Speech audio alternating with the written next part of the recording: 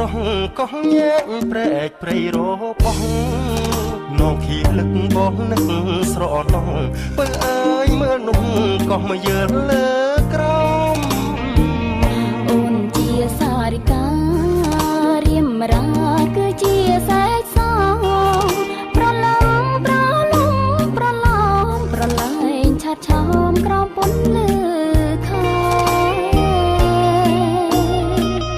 អូនអោបក៏បងឆ្លងអូឆ្លងព្រែក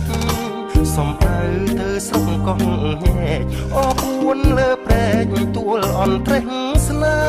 ហ៍